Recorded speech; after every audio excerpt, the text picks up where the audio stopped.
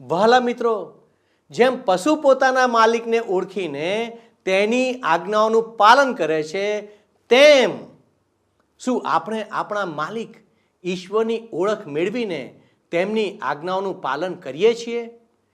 પાપની શિક્ષામાંથી બચવા માટે આપણે ઈશ્વરની તરફ પાછા ફરવાની જરૂર છે.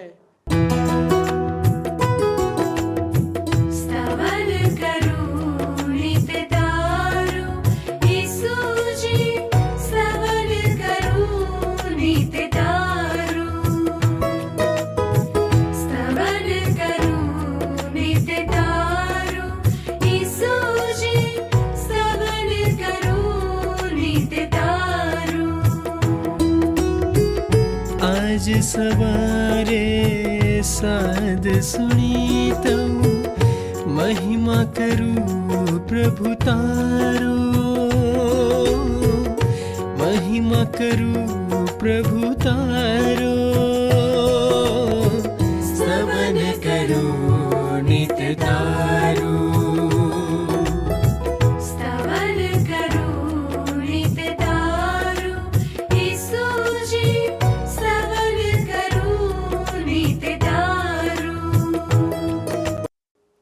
નમસ્કાર મિત્રો, સ્તવન કાર્યક્રમમાં હું આપ સૌનું સ્વાગત કરું છું. ઈશ્વર તેમના વચનો દ્વારા માનવ જાતિ સાથે વાત કરે છે. ઈશ્વર તેમની પાસે આવનાર દરેકની સાથે વાતચીત કરવા અને તેમની બાબતો સમજવા અને તેમને શાંતિ અને આનંદ આપવા માગે છે. તેથી આ કાર્યક્રમ દ્વારા આપને માર્ગદર્શન આપી રહ્યા છીએ, જેથી કરીને આપ સર્વશક્તિમાન ઈશ્વર સાથે સંબંધ સ્થાપિત કરી શકો. ઈશ્વરના એક સેવક તેમના કારાવાસના અનુભવનું આ રીતે વર્ણન કરે છે. માણસે બનાવેલા સૌથી અંધારિયા નરકમાં મેં ઈશ્વરની હાજરીનો અનુભવ કર્યો છે. મેં બાઇબલના વચનોનું પરીક્ષણ કર્યું છે અને મારો વિશ્વાસ કરો કે તમે પણ તેમના પર વિશ્વાસ કરી શકો છો. મિત્રો, હું જાણું છું કે ઈસુ ખ્રિસ્ત તેમના પવિત્ર આત્મા દ્વારા તમારામાં અને મારામાં જીવંત છે. તમે તેની સાથે વાત કરી શકો છો. જ્યારે તમે એકાંતમાં હોય ત્યારે તમે તેની સાથે મોટેથી અથવા તમારા હૃદયમાં પણ વાત કરી શકો છો. મિત્રો, ખુશીની વાત એ છે કે ઈશ્વર આપણો દરેક શબ્દ સાંભળે છે. મારા વહાલા મિત્રો, ઈશ્વરનો માણસ સાથેનો આ જ વાસ્તવિક સંબંધ છે. પણ પાપ માણસને આ સુખદ અનુભવથી દૂર કરી શકે છે. તેથી આ કાર્યક્રમમાં અમે પવિત્ર ગ્રંથ બાઇબલનો ક્રમશઃ અભ્યાસ કરી રહ્યા છીએ, જેથી કરીને બાઇબલ દ્વારા આપણે ઈશ્વરના વ્યવહારને જાણી શકીએ અને તેમની અપેક્ષાઓ અનુસાર આપણો વ્યવહાર કરી શકીએ અથવા જીવન જીવી શકીએ.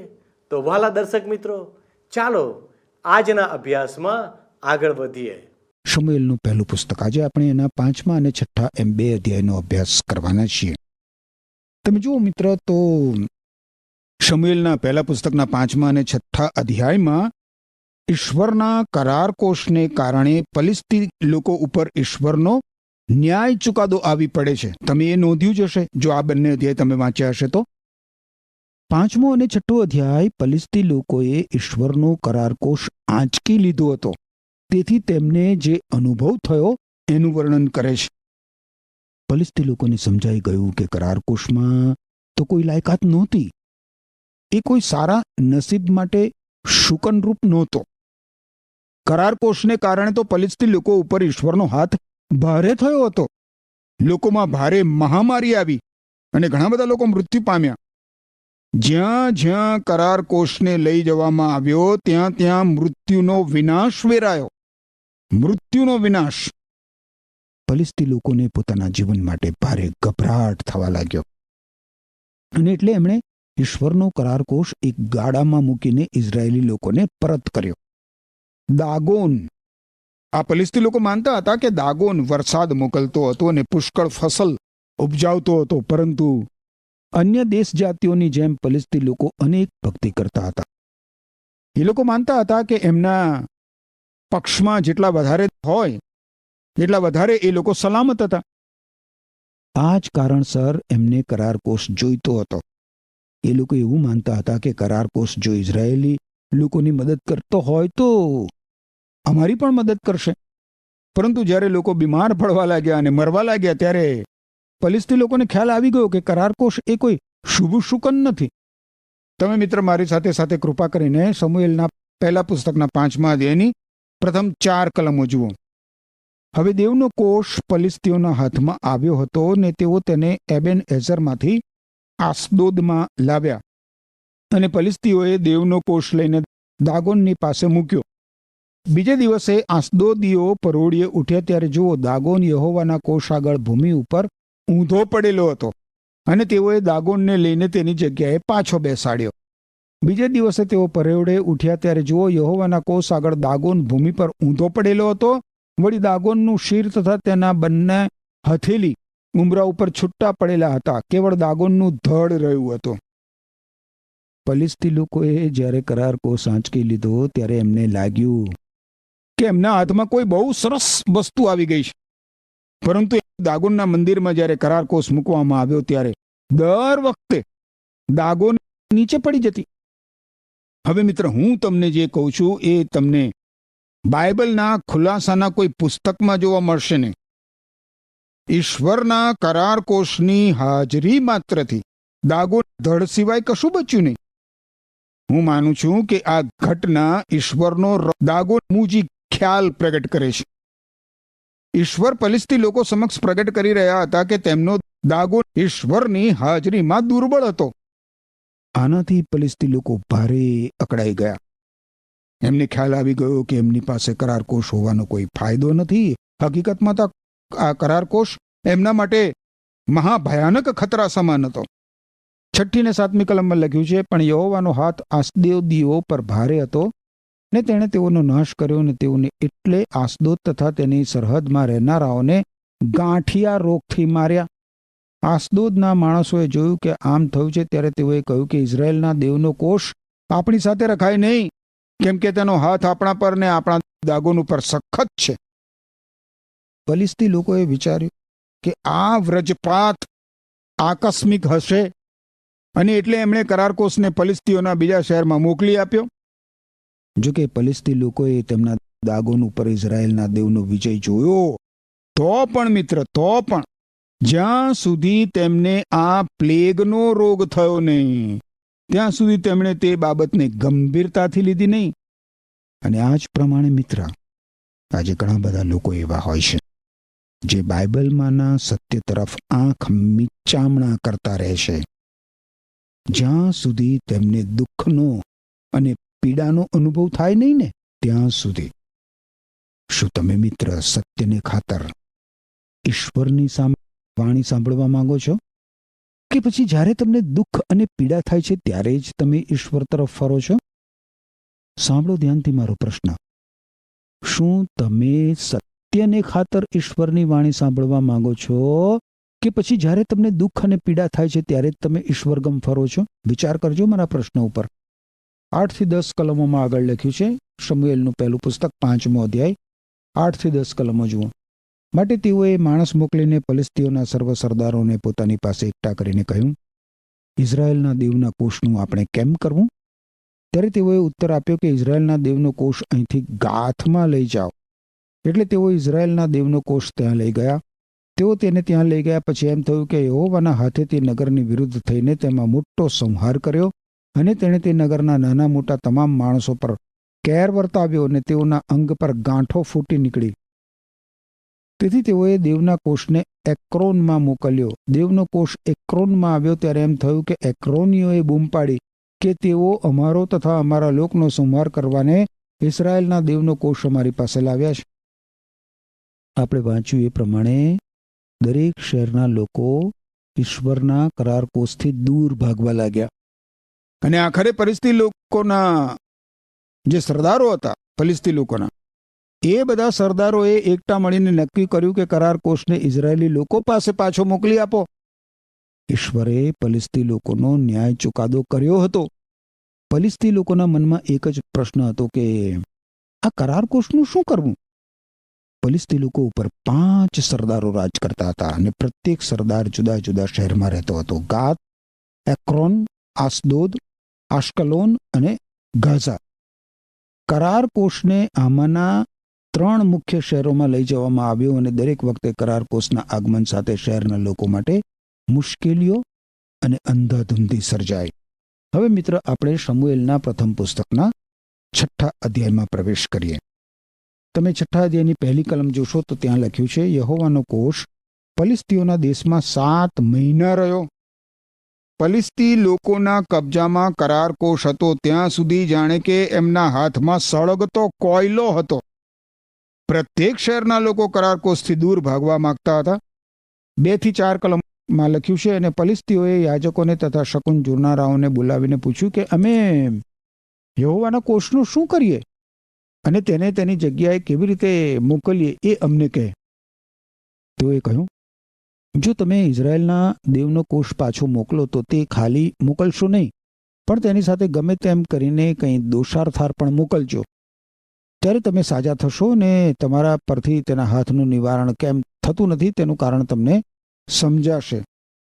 ત્યારે તેઓએ કહ્યું, અમે તેને કેવું દોષાર્થાર પણ મોકલીએ? તેઓએ કહ્યું, ફલિસ્તીઓના સરદારોની સંખ્યા પ્રમાણે સોનાની 5 ગાંઠો અને સોનાના 5 ઉંદરો, કેમ કે તમો સર્વને તથા તમારા સરદારોને એક જ જાતનો રોગ થયો છે. ફલિસ્તી લોકો કરાર કોષથી છુટકારો મેળવવા માંગતા હતા, પણ એમને ખબર નહોતી કે કઈ રીતે કરાર કોષથી છુટકારો મેળવી શકાય, અને એટલે એમણે એમના યાજકોને અને એમના શકુન જોનારાઓને એ વિશે પૂછી જોયું. આ લોકોએ એમને કહ્યું કે ઇઝરાયેલના દેવનો કોષ ખાલી હાથે પાછો મોકલવો નહીં તમારે, એની સાથે તમારે દોષાર્થાર પણ મોકલવું. એ દોષાર્થાર પણ ફલિસ્તી લોકોની ભક્તિમાં રહેલી ખામી દર્શાવે છે. મિત્ર, ઘણા બધા લોકોને આશ્ચર્ય થાય છે કે ઈશ્વરે શા માટે તેમની ભૂમિમાંથી ફલિસ્તી લોકોને બહાર હાંકી કાઢ્યા. વચનનો દેશ દુનિયાના 4 રસ્તે આવેલો હતો, 4 રસ્તે, અને એમાં રહેનારા લોકો દુનિયાના લોકોને અસર કરે એમ હતા. ઈશ્વરે ફલિસ્તી લોકોને એમની ભક્તિમાં રહેલી દુષ્ટતાના કારણે દેશ બહાર હાંકી કાઢ્યા. તેઓ ઈશ્વરથી સદંતર દૂર થઈ ગયા હતા, પરંતુ અહીં ફરીથી ઈશ્વર એમને એમની તરફ પાછા ફરવાની તક આપી રહ્યા છે. ફલિસ્તીઓના દોષાર્થાર્પણમાં 5 સોનાની ગાંઠો અને 5 સોનાના ઉંદરોનો સમાવેશ થતો હતો. દોષાર્થાર્પણ કઈ બાબત સિદ્ધ કરી શકે મિત્ર? કનાનીઓના ધર્મમાં મુશ્કેલી સામે આ એક સામાન્ય પ્રત્યાઘાત હતો. ફલિસ્તી લોકોને લાગ્યું દેવો એમના ઉપર ગુસ્સે ભરાયા હતા, અને એટલે એમના પર આ મુશ્કેલીઓ આવી હતી.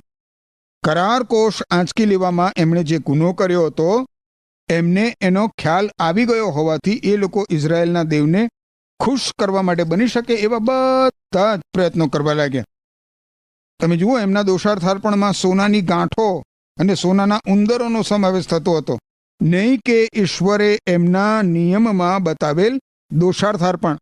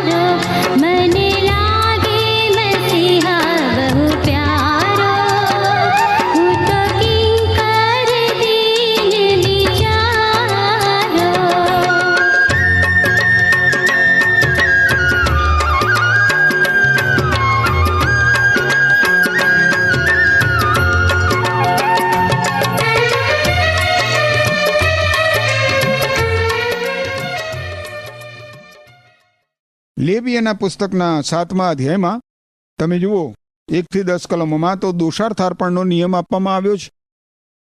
લખ્યું છે, અને દોષાર્થાર્પણનો નિયમ આ છે, તે પરમ પવિત્ર છે. જે જગ્યાએ દહનયાર્પણ કપાય છે ત્યાં તેઓ દોષાર્થાર્પણ કાપે અને તેનું રક્ત તે વેદી પર ચોગરદમ છાંટે અને તે તેમાં અર્પણ કરે. અને યાજક યહોવા પ્રત્યે હોમ યજ્ઞને સારું વેદી પર તેમનું દહન કરીને દોષાર્થાર્પણ છે, તે દોષાર્થાર્પણ છે. જોયું તમે, જેવું પાપાર્થાર્પણ તેવું જ દોષાર્થાર્પણ છે. તેઓને માટે એક જ નિયમ છે, જે યાજક તે વડે પ્રાયશ્ચિત કરે તેને તે મળે. હવે મિત્ર તમે 9મી કલમ જુઓ, 6ઠ્ઠા અધ્યાયની, શમૂએલનું પહેલું પુસ્તક 6ઠ્ઠો અધ્યાય 9મી કલમ. શું લખ્યું છે અહીંયા 9મી કલમમાં જુઓ. 9મી કલમમાં તમે જોશો તો લખવામાં આવ્યું છે કે તે પોતાની સીમને માર્ગે થઈને બેથ શેમેમ તરફ જાય તો તે જ આપણા પર આ મોટી આફત લાવ્યો છે. પણ જો તે તરફ ન જાય તો આપણે જાણીશું કે આપણને મારનાર તે તેનો હાથ નથી, પણ દેવ યોગે તે આપણા પર આવી પડ્યું હતું. 8મી અને 9મી કલમ સાથે વાંચીએ. પછી યહોવાનો કોષ લઈને તે ગાડા ઉપર મૂકો, અને જે સોનાના દાગીના તમે દોષાર્થાર્પણ તરીકે તેની પ્રત્યે મોકલો છો તેઓને તેની બાજુએ એક દાબડામાં મૂકો અને તેને જવા દો કે તે જાય. અને જેઓ તે પોતાની સીમને માર્ગે થઈને બેથ શેમેમ તરફ જાય તો તે જ આપણા પર આ મોટી આફત લાવ્યો છે. પણ જો તે તરફ તે ન જાય તો આપણે જાણીશું કે આપણને મારનાર તે તેનો હાથ નથી, પણ દેવ યોગ્ય તે આપણા ઉપર આવી પડ્યું હતું. ફલિસ્તી લોકો ઇઝરાયેલના દેવના અસ્તિત્વને કબૂલ તો કરતા હતા, પરંતુ એ લોકો ઇઝરાયેલના દેવને એકમાત્ર સત્ય સનાતન ઈશ્વર તરીકે નહીં, પરંતુ અનેકમાંના એક તરીકે સ્વીકારતા હતા. સનાતન સત્ય તો એ છે મિત્ર કે બાઇબલ જે ઈશ્વરનું વર્ણન કરે છે એ જ એકમાત્ર સત્ય, સનાતન અને સાચા ઈશ્વર છે. તમે મિત્ર પ્રભુ ઈસુ ખ્રિસ્ત વિશે શું માનો છો? અનેક લોકો પ્રભુ ઈસુ ખ્રિસ્તમાં અનેકમાંના એક દેવ તરીકે વિશ્વાસ કરે છે, પરંતુ સનાતન સત્ય એ છે કે સમગ્ર વિશ્વમાં પ્રભુ ઈસુ ખ્રિસ્ત એકમાત્ર સત્ય, સનાતન અને સાચા ઈશ્વર છે. હવે મિત્ર તમે 11મી કલમ જુઓ. તેઓએ યહોવાનો કોષ અને સોનાના ઉંદરો તથા ગાંઠોની પ્રતિમાવાળો દાબડો ગાડામાં મૂક્યા. હવે ફલિસ્તી લોકોએ ઈશ્વરનો કરાર કોષ ઇઝરાયેલી લોકોને પરત મોકલ્યો. ત્યારે તેમણે તેને ગાડામાં મૂકીને મોકલ્યો. એ તમે જુઓ, કરાર કોષને ગાડામાં મૂકવાથી ફલિસ્તી લોકોને કશું નુકસાન થવાનું નથી. આનાથી વધારે સારો માર્ગ એ લોકો જાણતા નહોતા.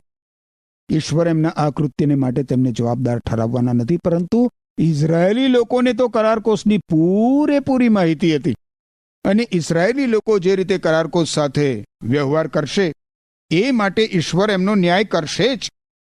આવો તફાવત શા માટે? એટલા માટે કે ઇઝરાયેલી લોકોને કરારકોષની વધારે ખબર હતી. 12મી કલમ તમે જુઓ. અને ગાયોએ સીધો બેથ શેમેમનો રસ્તો પકડ્યો.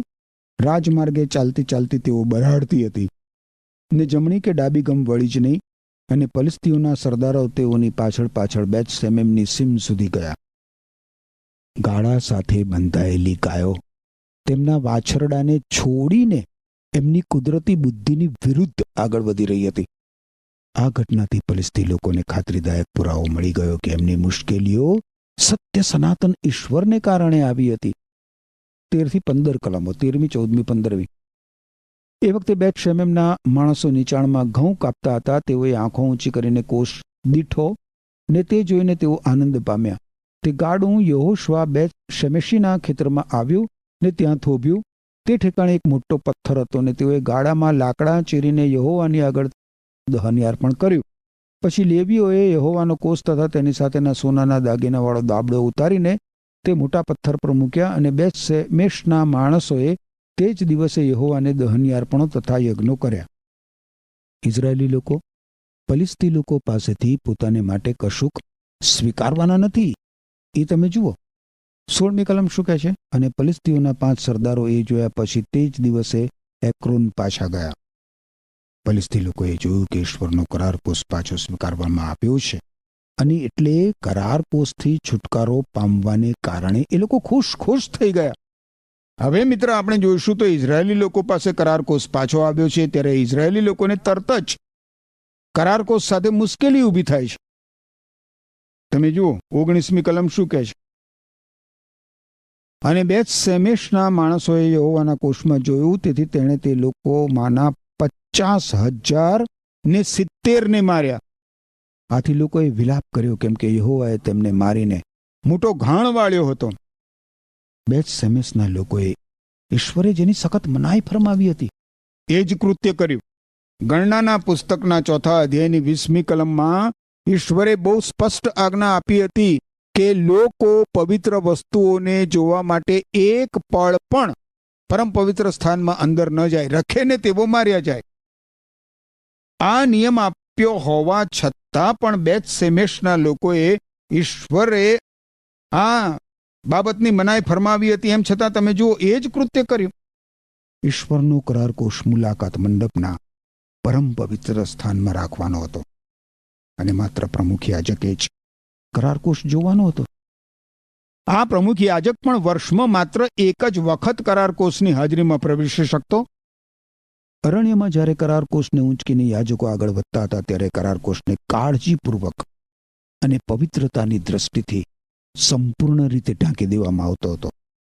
ફલિસ્તી લોકોને તો આની ખબર નહોતી, પરંતુ ઇઝરાયેલી લોકોને તો આની પૂરેપૂરી ખબર હતી.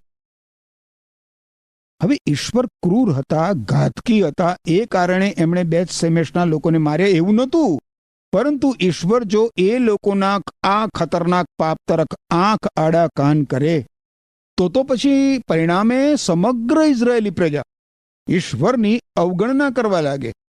સમુએલનું પહેલું પુસ્તક 6ઠો અધ્યાય 20મી કલમ જુઓ.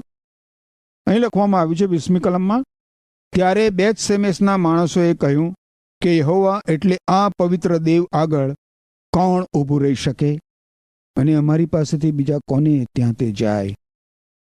અહીં મુદ્દો એ છે મિત્ર કે પરમ પવિત્ર સ્થાનમાં ઈશ્વર કરાર કોષ પાસે પ્રમુખ યાજકને મળતા હતા. હવે ઈશ્વર ઇઝરાયેલી લોકોને મળતા નથી. ઇઝરાયેલી લોકો ઈશ્વરથી દૂર થઈ ગયા છે. ઈશ્વર પ્રત્યેની તેમની અનઆજ્ઞાધીનતામાં એમણે કરેલો ઈશ્વરનો ત્યાગ અને ઈશ્વર વિરુદ્ધનો તેમનો બળવો પ્રદર્શિત થાય છે મિત્ર. અને એ જ કારણસર મિત્ર ઈશ્વર આ ઇઝરાયેલી લોકો ઉપર પોતાનો ન્યાય ચુકાદો લાવે છે. 21મી કલમમાં લખ્યું છે, પછી તેઓએ કિર્યાથ યઆરીમના લોકો પાસે ખેપિયા મોકલીને કહ્યું કે ફલિસ્તીઓ યહોવાનો કોષ પાછો લાવ્યા છે, તમે નીચે ઉતરીને તે તમારે ત્યાં લઈ જાઓ. હવે ઇઝરાયેલી લોકો ઈશ્વરના કરાર કોષની અંધશ્રદ્ધાની દ્રષ્ટિથી છુટકારો મેળવવા માંગે છે. આ ઇઝરાયેલી લોકો ઈશ્વરના કરાર કોષથી અંધશ્રદ્ધામાં અને અંધશ્રદ્ધાની દ્રષ્ટિથી છુટકારો મેળવવા માંગે છે. એ લોકો કિર્યાથ યઆરીમમાં સંદેશિયાઓ મોકલીને એમને કહે છે કે તમે આવીને ઈશ્વરનો કરાર કોષ લઈ જાઓ. બીજા શબ્દોમાં જોઈએ મિત્ર તો ઇઝરાયેલી લોકો ઈશ્વરનો કરાર કોષ સ્વીકારવા તૈયાર નથી. આ ઈશ્વરના લોક ઈશ્વરગમ વળવા તૈયાર નથી. અને જ્યારે મિત્ર આપણે આ બાબત જોઈએ છીએ ત્યારે આપણા માટે એ જ પ્રશ્ન આપણે સમક્ષ આવીને ઊભો રહે છે કે શું આપણે ઈશ્વરગમ વળવા તૈયાર છીએ? કેટલી બધી વખત મિત્ર આપણે ઈશ્વરની ઈચ્છા વિરુદ્ધ નિર્ણયો લઈએ છીએ. કેટલી બધી વખત મિત્ર આપણે ઈશ્વરની દોરવણીની પેલે પાર જતા રહીએ છીએ, એની અવગણના કરીને. ઈશ્વરે એમના પવિત્ર વચનોમાં સ્ફૂર્તો પ્રકાશ આપણા માટે રાખ્યો છે, અને ઈશ્વરના પવિત્ર વચનોના પ્રકાશમાં જ મિત્ર આપણે આપણા જીવનમાં આગળ વધવું જોઈએ. એમ કરવામાં ઈશ્વર આપણ સૌની સહાય કરો. આમેન. વહાલા મિત્રો, આજના અભ્યાસમાં આપણે જોયું કે કરાર કોષ ફલિસ્તીઓ લઈ જાય છે, અને 5મા અને 6ઠા અધ્યાયમાં ઈશ્વરના કરાર કોષને કારણે ફલિસ્તી લોકો ઉપર ઈશ્વરની શિક્ષા આવી પડે છે. ઈશ્વર તેઓને મરણ તથા અન્ય અનર્થો દ્વારા શિક્ષા કરે છે. તેમ છતાં તેઓ પસ્તાવો કરીને ઈશ્વરની તરફ પાછા ફરતા નથી.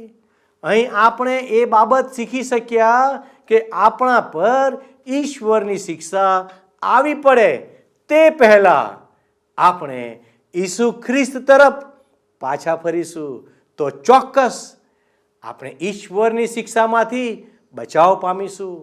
આ અભ્યાસમાંથી આપણે 7 બાબતો શીખી શક્યા. પહેલી બાબત, જેમ પલિસ્તીઓએ 7 મહિના સુધી કરારકોશ રાખીને ઈશ્વરની શિક્ષા ભોગવી, તેમ ઈશ્વરના શિક્ષણને પ્રતિભાવ આપવામાં આપણે વિલંબ કરવો જોઈએ નહીં. બીજી બાબત, તેઓએ ઈશ્વરની શિક્ષામાંથી બચવા માટે શકૂન જોનારાઓની મદદ લીધી.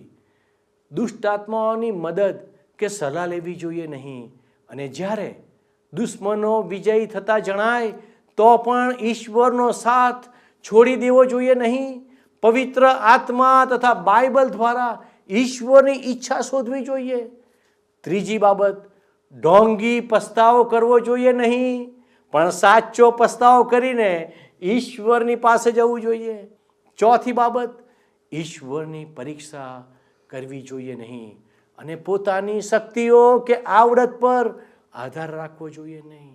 પાંચમી બાબત, પશુઓ પણ પોતાના માલિકને ઓળખીને તેમની આજ્ઞાનું પાલન કરે છે, તેમ આપણે પણ આપણા ઈશ્વરની ઓળખ પ્રાપ્ત કરીને તેમની આજ્ઞાનું પાલન કરવું જોઈએ. છઠ્ઠી બાબત, ભૂંડાનો ધિક્કાર કરીને ઈશ્વરનો ડર રાખવો જોઈએ. સાતમી બાબત, પાપ આપણને ઈશ્વરથી દૂર લઈ જાય છે અને પાપની શિક્ષા મરણ છે. તેથી ઈસુ ખ્રિસ્ત પાસે આવીને પાપોની માફી મેળવવી અને એમ પાપમાંથી છુટકારો પ્રાપ્ત કરીએ. વાલા દર્શક મિત્રો, આવો અંતમાં આપણે પ્રાર્થના કરીએ. હે અમારા ઈશ્વર પિતા, અમે તમારો આભાર માનતા, તમારી સ્તુતિ કરતા અમારા જીવનોનું અર્પણ તમને કરીએ છીએ. અને તમે જે બાબતો અમને શીખવાડો છો તે પ્રમાણે જીવન જીવવાને માટે અમને મદદ કરો. અમારી આ પ્રાર્થના ઈસુના નામમાં માગીએ છીએ. આમેન. વાલા દર્શક મિત્રો, જો આજનો અમારો આ કાર્યક્રમ આપને ગમ્યો છે તો અમને અવશ્ય ફોન કરશો. અમારા પ્રતિનિધિ આપના ફોનની રાહ જોઈ રહ્યા છે. ઈશ્વર આપને આશીષ આપો. આમેન. મિત્ર, ગત પ્રશ્નનો જવાબ છે 4 વખત. આજનો પ્રશ્ન છે, આજના અભ્યાસમાં કરારકોશ કોના હાથમાં છે?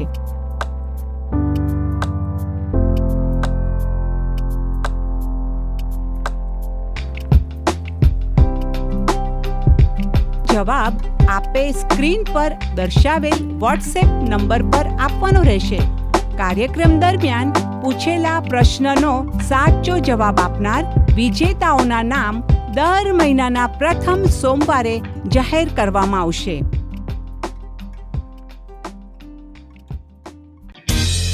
શું તમને આ કાર્યક્રમ ગમ્યો? અત્યારે જ અમને મિસ કોલ કરો.